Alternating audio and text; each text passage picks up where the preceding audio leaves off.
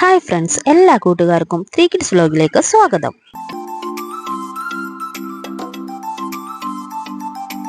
ഇന്നൊരു fish curry റെസിപ്പിയുമായിട്ടാണ് വന്നിട്ടുള്ളത്. അതിനായി വറ്റയാണ് കിട്ടിയിട്ടുള്ളത്.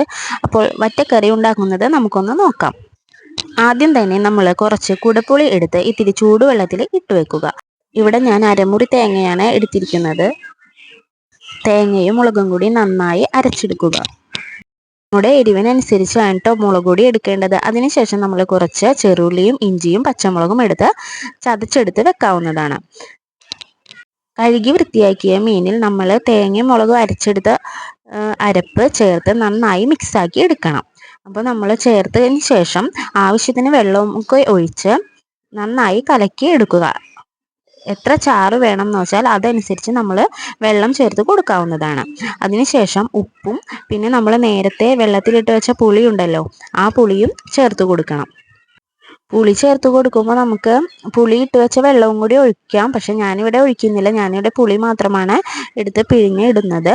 അപ്പോൾ അങ്ങനെ നന്നായി പുളിയും ഉപ്പുമൊക്കെ ചേർത്ത് മിക്സാക്കിയ ശേഷം നമ്മൾ ഗ്യാസ് ഓൺ ചെയ്ത് നമുക്ക് കറി അടുപ്പത്തേക്ക് വെക്കാം. ഇതൊരു സിമ്പിൾ മീൻകറി റെസിപ്പിയാണ്. അതുകൊണ്ട് തന്നെ ഇതിൽ അധികം ഇൻഗ്രീഡിയൻസ് ഒന്നും ആവശ്യമില്ല. എങ്കിലും നല്ല ടേസ്റ്റി ആയൊരു മീൻകറിയാണിത്.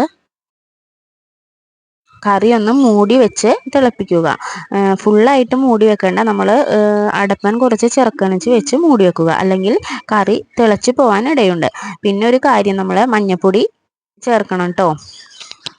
കറി നന്നായി തിളച്ച് വന്നതിന് ശേഷം നമ്മൾ നേരത്തെ നന്നാക്കി വെച്ച ഉള്ളി ഇഞ്ചി പച്ചമുളക് ചതച്ചെടുക്കുക. അപ്പോൾ കറി തിളച്ചതിന് ശേഷം ഈ ഉള്ളിയും ഇഞ്ചിയും പച്ചമുളകും കൂടി ചതച്ചത് ചേർത്ത് കൊടുക്കുക. അത് ചേർത്ത് കൊടുത്ത് വീണ്ടും കുറച്ച് നേരം കൂടി കറി തിളപ്പിക്കണം. തിളപ്പിച്ചതിന് ശേഷം കറി കുറച്ച് വറ്റി വരുന്ന പരിവാകുമ്പോൾ നമുക്ക് വെളിച്ചെണ്ണ കൂടി ഒഴിച്ചു കൊടുക്കണം. ഞങ്ങളിവിടെ തവിടെണ്ണയാണ് കുക്കിങ്ങിന് യൂസ് ചെയ്യാറ്. അപ്പോൾ ഞാൻ തവിടെണ്ണ ഒഴിച്ചു കൊടുത്തു. നിങ്ങൾ ഏത് എണ്ണയാണോ യൂസ് ചെയ്യണത് ആ എണ്ണ ഒഴിച്ചു കൊടുക്കാവുന്നതാണ്. വെളിച്ചെണ്ണ ചേർത്ത് കൊടുത്തു കഴിഞ്ഞാൽ കുറച്ച് നേരം കൂടി കറി തിളപ്പിക്കേണ്ടതുള്ളൂ. അതിനിടയ്ക്ക് നമ്മൾ ഉപ്പും പുളിയൊക്കെ പാകത്തിനാണെന്നൊന്ന് നോക്കുക. ഇപ്പം ഇവിടെ എല്ലാം കറക്റ്റായിട്ട് വന്നിട്ടുണ്ട്.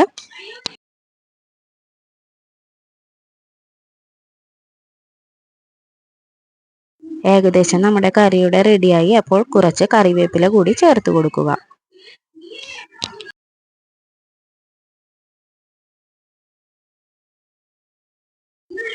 കറിവേപ്പില ചേർത്ത് കൊടുത്തതിന് ശേഷം തീ ഒന്ന് കുറച്ചിടുക. അപ്പോൾ നമ്മുടെ മീൻകറി ഇവിടെ നന്നായി വറ്റി വന്നിട്ടുണ്ട്. അപ്പോൾ നമ്മുടെ സ്വാദിഷ്ടമായ വറ്റക്കറി ഇവിടെ റെഡിയായി കഴിഞ്ഞിരിക്കുന്നു. വീഡിയോ ഇഷ്ടമായാൽ എല്ലാവരും ലൈക്ക് ചെയ്യാനും സബ്സ്ക്രൈബ് ചെയ്യാനും ഷെയർ ചെയ്യാനും കമൻറ്റ് ചെയ്യാനും മറക്കല്ലേ. അപ്പോൾ ഇങ്ങനെയൊന്ന് എല്ലാവരും ട്രൈ ചെയ്ത് നോക്കൂ. അപ്പോൾ ഇത്രയുള്ളൂ ഇന്നത്തെ വീഡിയോ. എല്ലാവർക്കും താങ്ക്സ് ഫോർ വാച്ചിങ്.